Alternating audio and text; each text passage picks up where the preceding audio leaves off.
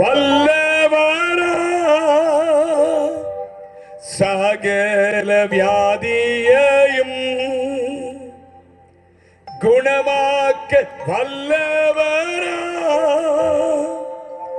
யாராயிருந்தாலும் வேதங்கள் இன்றிய கிருபையாய் அன்பை அழித்திடவே யாராயிருந்தாலும் வேதங்கள் இன்றிய கிருபையாய் அன்பை அழித்திடவே இயேசு அழைக்கிறார்,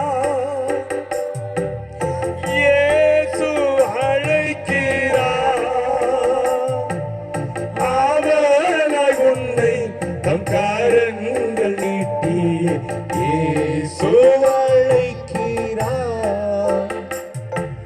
ஆவலாய் உன்னை தம் கரங்கள் நீட்டி இயேசு கண்ணீரெல்லாம் துடைப்பார், கண்மாரி போல் காப்பார், கண்ணீரெல்லாம் துடைப்பார்,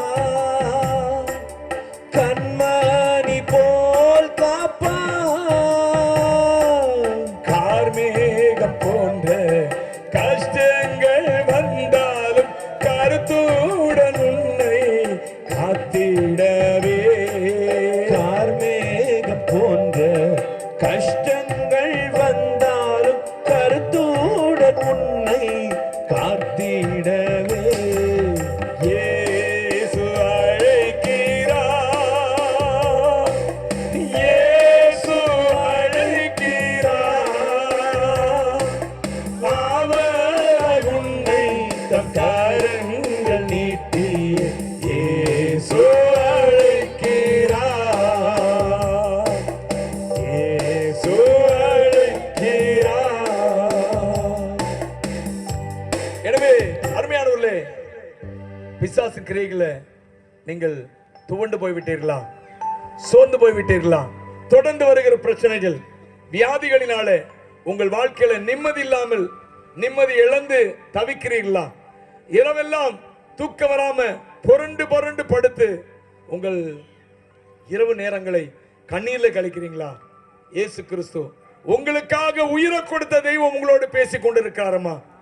உங்கள் வியாதிகளை நீக்குகிற இயேசு, உங்கள் பிசாசு, உங்கள் குடும்பத்தை தொடருகிற அந்த பிசாசின் கிரியைகளிலிருந்து உங்களுக்கு விடுதலை கொடுக்கிற இயேசு, அவர் உயிரோடு இருக்கிறவர். பைபிள் சொல்லுகிறது, ஆண்டவர் இயேசு கிறிஸ்து அவர் உயிரோடு இருக்கிறவராகியால் உங்களை முற்றுமுடிய ரட்சிக்க வல்லவராயும் இருக்கிறார். இந்த இயேசுவின் இடத்துல உங்களை ஒப்பு கொடுங்க. ராத்திரி வேளையில எல்லாவித பிசாசு, அவர் இயேசு கிறிஸ்து இந்த பூமிக்கு வந்ததுல மிகப்பெரிய நோக்கம் என்னன்னா பிசாசின் கிரியைகளை அழிக்கும்படிக்கு. ஒரு மனுஷன் இயேசுவின் இடத்துல வந்து மிரட்டுகிறான், இயேசுவே நீ போய்விடு,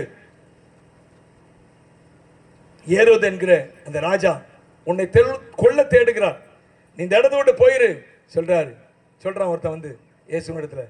இயேசு சொல்றாரு, நான் இன்றைக்கும் நாளைக்கும் பிசாசுகளை துரத்தி வியாதி உள்ளவர்களை சுகமாக்கி 3ஆம் நாளில் நிறைவடைவேன் அப்படிங்கிறாரு. என் அன்பானவர்களே, இயேசு கிறிஸ்து இந்த பூமிக்கு வந்ததுனால முக்கிய நோக்கம், ஏராளமான நோக்கங்கள் உண்டு.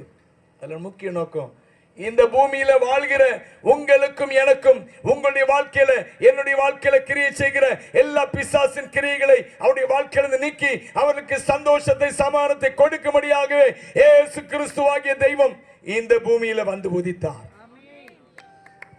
அல்லேலூயா.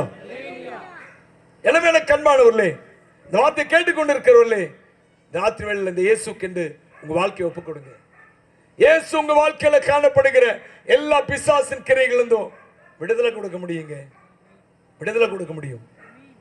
ஆமா, ஹல்லேலூயா. எத்தனை ஒரு சகோதரி, ஒரு வாலிப பெண், அவருடைய பெயர் ராஜேஸ்வரி. அவங்க எங்களிடத்துல ஜெபத்துக்காக கூட்டு வந்தாங்க. கூட்டு வரும்போது பேசவே முடியாது அவளால. நல்லா பேசிக் கொண்டிருந்த ஒரு பெண் தான், பேசவே முடியாது, வாய் மூடிவிட்டது. என்னன்னா, அவள் தன்னுடைய சகோதரி அவள் தீக்குளித்து இறப்பதை நேருக்கு நேர் பார்க்கிறாள். அந்த ராஜேஸ்வரி என்கிற அந்த பெண். அதோடு அவருடைய வாய் மூடிவிட்டது, திறக்க முடியல.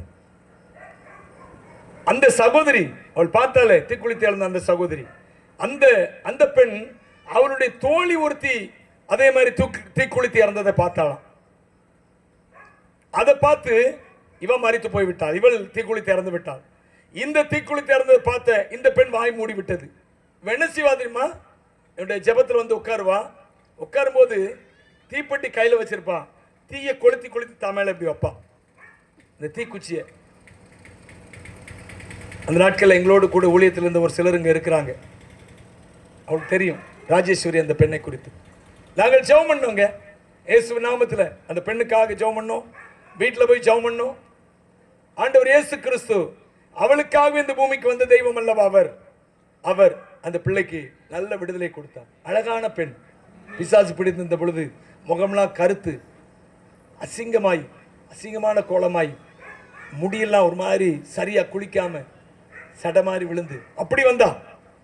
அவள் பிசாசு கட்டிலிருந்து விடுவிக்கப்பட்ட பின்பு அப்படி ஒரு அழகா கலரா நல்ல ட்ரெஸ் மாத்தி நல்ல ட்ரெஸ்ஸோட அழகா அப்படி இருப்பான் அந்த பெண். அப்படி மாறிவிட்டான் அந்த பெண். பிசாசு உங்க வாழ்க்கையை குடிக்கும்படியாக உங்கள் வாழ்க்கையில போராடுவான், உங்க குடும்பத்துல போராடுவான். அவனுடைய நோக்கமே அதான். அவன் எந்த வியாதியை கொண்டு வந்தாலும் அந்த வியாதியை பெருசாக்குவான், அடுத்து வேற வியாதியை கொண்டு வருவான். ஒரு வியாதிக்காக நீங்கள் ட்ரீட்மெண்ட் எடுத்து சரி பண்ணலாம், அடுத்து ஒரு வியாதி வரும். அப்போ மூல காரணம் என்னன்னு கேட்டீங்கன்னா பிசாசின் கிரியை. எனக்கு அன்பான தேவனுடைய பிள்ளைகளே, வேதவசனம் சொல்லுது பாருங்க, நசரேயனாகிய இயேசு கிறிஸ்துவை தேவன் பரிசுத்தாவினாலும் வல்லமையினாலும் அபிஷேகம் பண்ணினார்.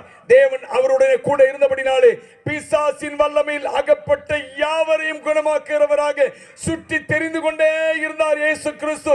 இந்த ராத்திரி வேளையிலே அந்த காரியத்தை தான் அவர் செய்யறாருங்க.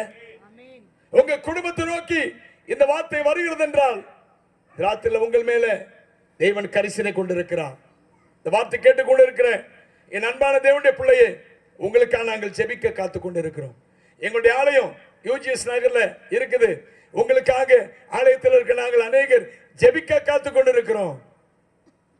கர்மையானவர்களே, இயேசு கிறிஸ்து நன்மை செய்கிறோம். முதலாவது அவர் பிசாசின் வல்லமையில் அகப்பட்ட யாவரையும் குணமாக்குகிறவர், வியாதியில அகப்பட்ட யாவரையும் குணமாக்குகிறவர். என்னுடைய சகோதரன், அவருடைய மனைவி, சகோதரன் தூரத்து சொந்தம், அவருடைய மனைவி எங்களுடைய சொந்த ஊர் முக்குடல் பக்கத்தில் மயிலப்புறம்.